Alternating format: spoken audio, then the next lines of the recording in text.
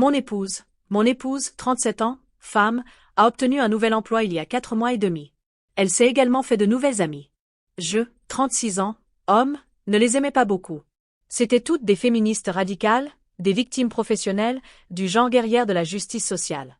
Ce sont des femmes qui vous crient dessus parce que vous leur ouvrez la porte, ou parce que vous ne leur ouvrez pas la porte. Vous ne pouvez pas gagner de toute façon.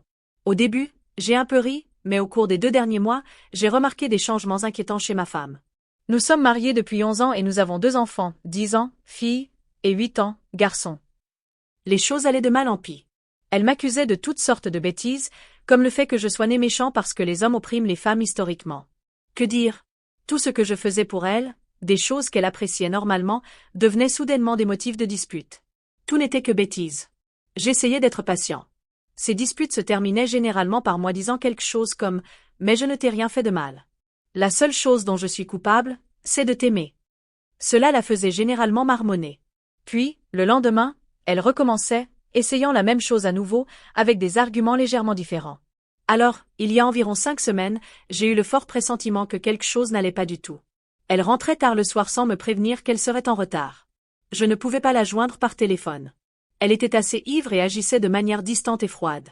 Le lendemain, elle se montrait simplement dédaigneuse et me disait que j'étais contrôlant, que je me faisais trop de soucis. Cela s'est produit plusieurs fois. J'ai essayé de fouiller dans son téléphone, mais je n'ai rien trouvé de définitif. Mais je soupçonnais qu'elle avait effacé beaucoup de ses messages. J'ai trouvé une conversation avec l'une de ses nouvelles amies. Elle parlait de la façon dont elle allait m'aborder pour me demander une relation ouverte. J'ai immédiatement su ce que mon instinct me disait, elle me trompait. Dans la conversation, ma femme a dit qu'elle m'en parlerait le 2 mai décembre. Mes enfants sont chez leurs grands-parents pour célébrer Noël, où nous avions prévu de nous retrouver aujourd'hui. Alors, bref, elle essaie d'entamer cette conversation pendant le petit déjeuner, comme si c'était une idée sortie de nulle part, pour me demander ce que je pense d'une relation ouverte. Heureusement, j'étais préparée. J'enregistrais déjà. J'avais beaucoup lu sur Reddit, et je savais qu'il n'y avait vraiment aucun moyen de sauver ça.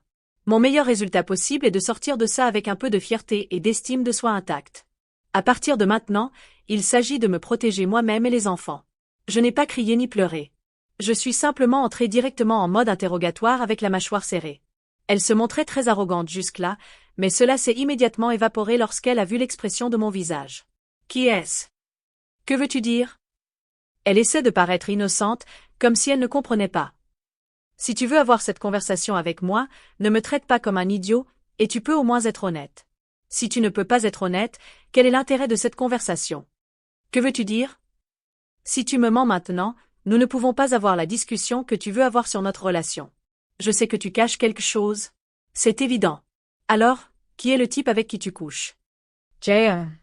Mon Dieu. C'est plus d'un. Non immense pas. Tu viens de détruire totalement ma confiance en toi. Je sais que tu mentais. Soit tu es honnête et nous parlons de ça, soit je divorce. Notre mariage se termine maintenant. Sans discussion, sans débat, rien du tout. Just le divorce. Tu comprends? Mais dis-le. Tu comprends? Tu comprends que si tu mens, je divorce? Dis-le. Dis-le. Tu comprends que j'en sais déjà beaucoup? Je peux te lire comme un livre.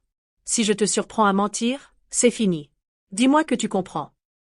Je comprends. Elle poursuit en me racontant 2 aventures d'un soir alors qu'elle sortait avec ses amis. Je demande leur nom, s'ils sont mariés, si elle a utilisé une protection, etc. Ce sont tous les 2 des hommes mariés avec des enfants. Ensuite, elle me dit qu'elle prévoit de coucher avec un collègue et qu'elle a l'intention de poursuivre cela, car c'est bon pour elle, et que je n'ai aucun droit de la contrôler. Bon sang. Je demande également à propos du collègue et j'obtiens son nom, le nom de sa femme. Il est marié mais, selon elle, dans une relation ouverte, comme elle veut que nous le soyons. Elle continue en disant qu'elle me présentera à certaines de ses amies. L'une d'elles est très intéressée, apparemment. Bon sang. J'ai vu cette amie, et je ne la toucherai même pas avec un bâton. Je lui dis que je ne suis pas intéressée. Je lui demande son téléphone et elle me montre le schéma pour le déverrouiller. Pendant qu'elle va aux toilettes, je m'enferme dans mon bureau. Elle panique, et pendant qu'elle frappe à la porte, j'exécute un logiciel de récupération sur le téléphone pour rechercher du contenu supprimé et je finis avec un tas de preuves douloureuses, 30 minutes plus tard. J'ai également installé une application espionne d'un service en ligne. Quand je suis sortie, je lui ai rendu son téléphone et je lui ai dit de partir. Elle s'est beaucoup disputée. Je n'ai vraiment pas répondu au-delà de réponse d'un seul mot. Elle ne semblait pas du tout désolée. Pendant tout ce temps, Elle me criait que j'agissais de manière contrôlante, la retenant comme les hommes ont toujours retenu les femmes, que je ne l'avais jamais aimée, qu'elle avait parfaitement le droit de faire cela, qu'elle s'attendait à ce que je l'accepte simplement, et que ce n'était pas grand-chose, etc. Je n'ai pas discuté. Je n'ai pratiquement pas dit un mot, en réalité. J'ai simplement emballé ses affaires pendant qu'elle tournait en rond, en me criant dessus. J'ai fini à la porte d'entrée où je suis restée debout en silence jusqu'à ce qu'elle soit à bout de souffle. Finalement, elle est partie à contre-cœur chez ses parents. En descendant les escaliers, je lui ai dit qu'elle était maintenant célibataire, alors elle pouvait faire ce qu'elle voulait. Je ne la contrôlais plus. Mon avocat la contacterait en janvier. Lorsqu'elle s'est retournée pour répondre, j'ai claqué la porte et j'ai tourné la clé. Plus tard, je l'ai vue parler du sujet avec ses amis. Elle lui disait à quel point elle était forte, exigeant ce qui lui revenait de droit, qu'elle méritait mieux que moi, que ce n'était que des menaces creuses de ma part, que je ne donnerais pas suite. Oh KSI. Ce qui m'a vraiment inquiété, c'est la façon dont elles lui ont dit que, si nécessaire, elle pouvait m'accuser de violence conjugale. L'une d'elles a expliqué comment elle avait trompé son ex-mari et lui avait tout pris en l'accusant de maltraitance. J'ai commandé des caméras à installer chez moi maintenant. Je sais que je dois maintenant tout enregistrer. Je ne pouvais pas croire ce que je voyais. Je ne l'ai jamais menacée de quelque manière que ce soit. Puis elle a commencé à envoyer des messages à son amant pour se retrouver. Ils ont convenu de se rencontrer dans un hôtel. J'étais absolument stupéfait. J'ai cherché sur Internet pour essayer de trouver la femme de l'amant. Cela n'a pas pris longtemps. J'ai réussi à me faire accepter comme amie sur Facebook et je lui ai tout raconté, y compris l'activité en cours à l'hôtel. Elle m'a remercié et a raccroché.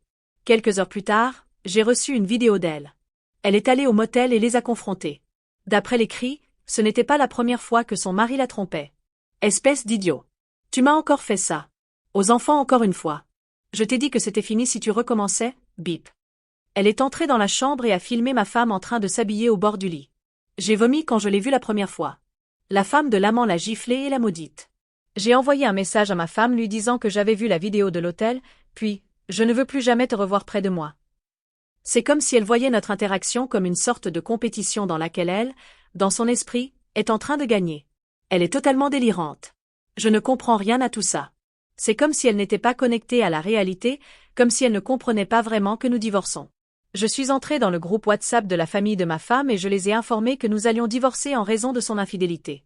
Je les ai remerciés de m'avoir fait sentir bienvenue et intégrée à la famille avant de me déconnecter du groupe. J'ai reçu quelques appels et messages de leur part, mais je ne les ai ni lus ni répondu. Je n'ai tout simplement pas l'énergie pour ça.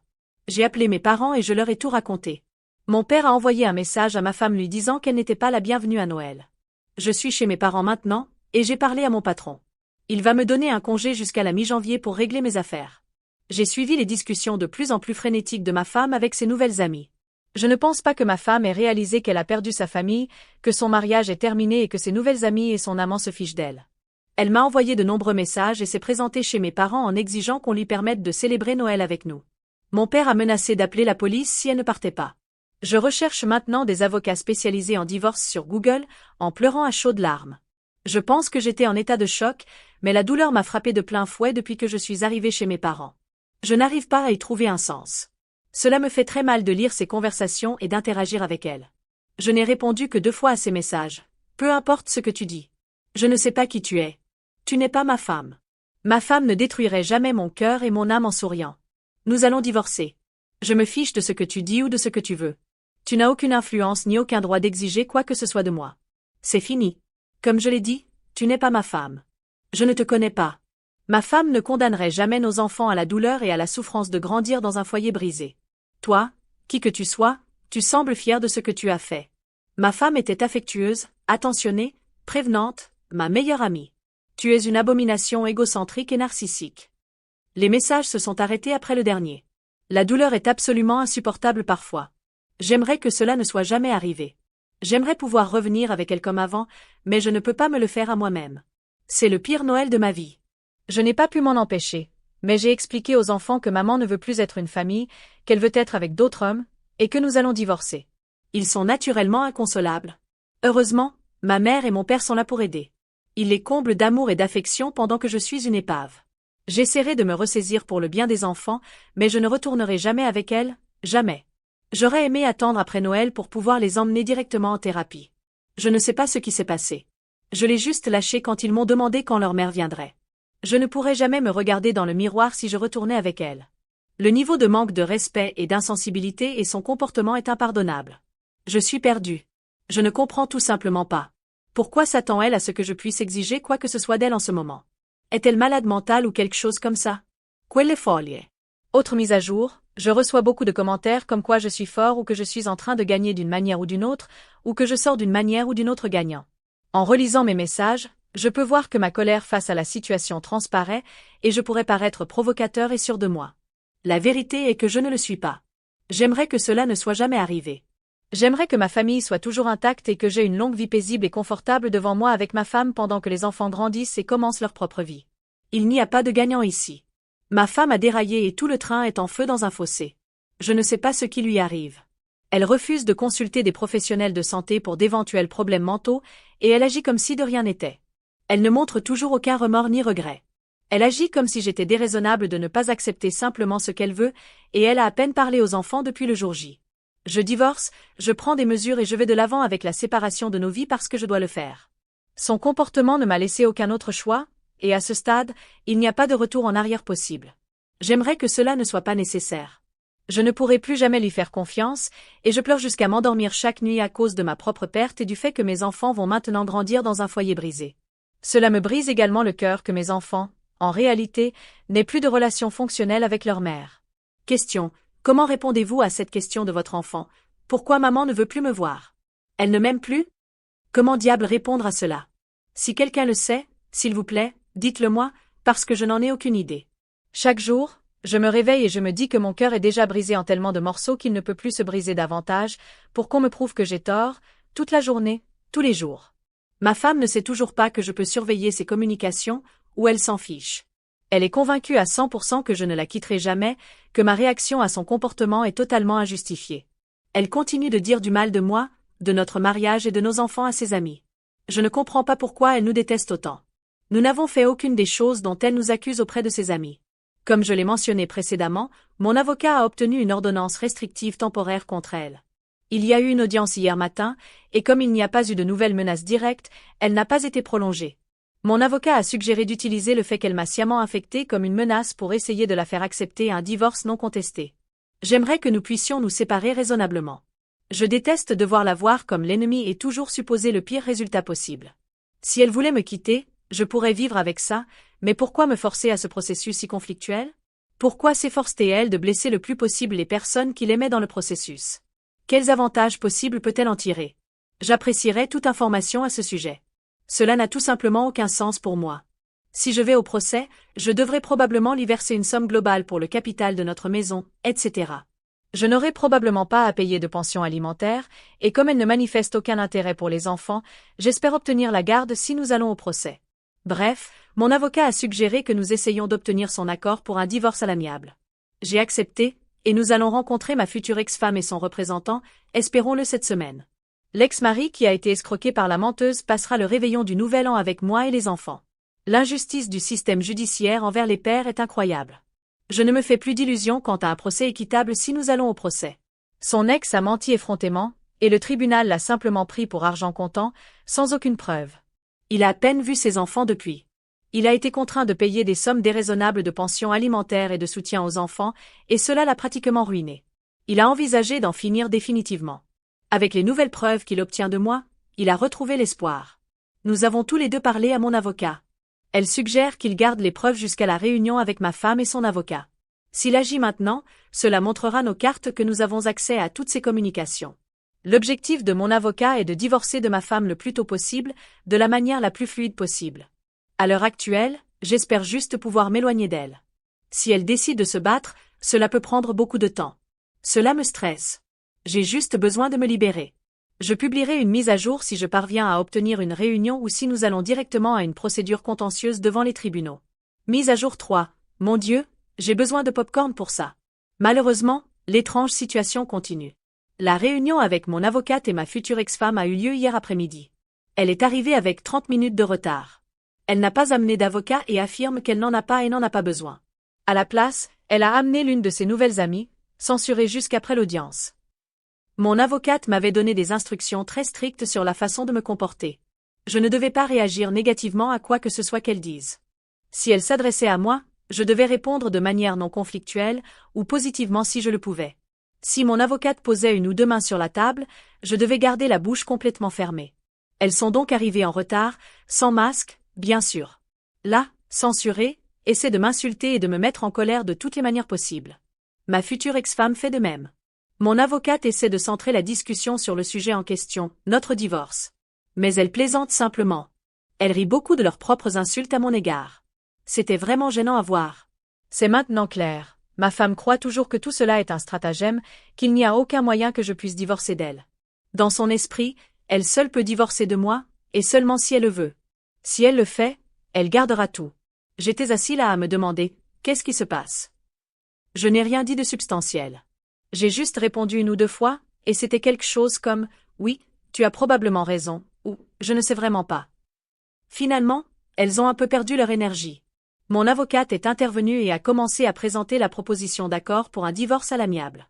L'une des premières choses qu'elle a dites a été que j'étais prêt à être généreux pour une résolution rapide et pacifique, que je lui verserais une grosse somme forfaitaire de 60 000 $ pour le capital de la maison et les investissements, etc. Mon avocate n'a même pas terminé cette phrase avant que ma future ex-femme ne s'excite, ainsi que son amie, encouragée par l'horrible à côté d'elle. Ma future ex-femme voulait savoir où signer. Mon avocate lui a demandé à plusieurs reprises si ma future ex-femme ne voulait pas d'abord revoir le reste de l'accord, mais non. Ma future ex-femme voulait signer immédiatement. Elle a commencé à parler du moment où elle pourrait s'attendre à recevoir l'argent et du fait qu'elle devait aller au pub. Mon avocate a donc appelé quelqu'un, lui a chuchoté quelque chose et il y a eu une agitation d'activité. Une femme plus âgée nous a demandé nos pièces d'identité et nous a demandé de signer les copies. Lorsque nous avons terminé, la vieille dame les a tamponnées, et j'ai appris plus tard qu'elle était notaire. Mon avocate, presque debout sur la paume de sa main à ce moment-là, a remercié ma future ex-femme et leur a dit que nous avions terminé. Elles sont parties, et ma femme n'a même pas pris de copie de l'accord. Elle l'a laissé sur la table. Mon avocate a regardé ses mains à plat et m'a regardé. Elle ne voulait évidemment pas que je dise quoi que ce soit tant qu'elles étaient dans le bâtiment. Lorsque nous les avons vues traverser le parking, mon avocate m'a regardé et m'a dit « Félicitations ». Elle a ensuite longuement parlé de la façon dont c'était la séance la plus étrange qu'elle ait eue pour un divorce négocié. Elle m'a dit qu'elle enverrait la copie à ma future ex-femme après que nous ayons eu une audience devant le juge, ou si elle parvenait à trouver un avocat qui la demandait. Jusque-là, elle est oubliée dans le tiroir de mon avocate. Il semble donc qu'en surface, je vais traverser ce divorce beaucoup plus facilement que je ne le pensais au début. Ma future ex-femme peut encore engager un avocat et contester cela. Mon avocate m'a dit qu'elle essaierait de demander toutes les faveurs possibles pour m'obtenir une audience avec un juge dès que possible. Ce sera probablement un appel vidéo. J'ai également engagé un détective privé après les conseils que j'ai reçus ici sur Reddit, et il a obtenu des photos de ma femme en train d'embrasser deux hommes différents dans deux bars différents hier, et elle est allée dans un hôtel avec l'un d'eux. J'ai donc accumulé beaucoup de preuves au cas où j'en aurais besoin. J'espère juste que ce sera suffisant le cas échéant. Ma femme a signé pour me donner la garde complète, un seul paiement forfaitaire, pas de pension alimentaire, rien du tout, juste 60 000 $, et je suis libre. Maintenant, je dois juste trouver l'argent. J'ai un plan, et Bob a proposé de me prêter le montant total si nécessaire. Je n'ai toujours pas l'impression que ce soit réel. J'espère qu'elle ne sortira pas un « Voici mon avocat agressif, et je vous accuse d'avoir abusé sexuellement des enfants et de violences conjugales. » L'avocate m'a dit de faire profil bas, de payer tout ce que je paie normalement et de ne pas faire de vagues. Le conseil, ne parlez à personne que nous connaissons tous les deux. Restez simplement tranquille et attendez.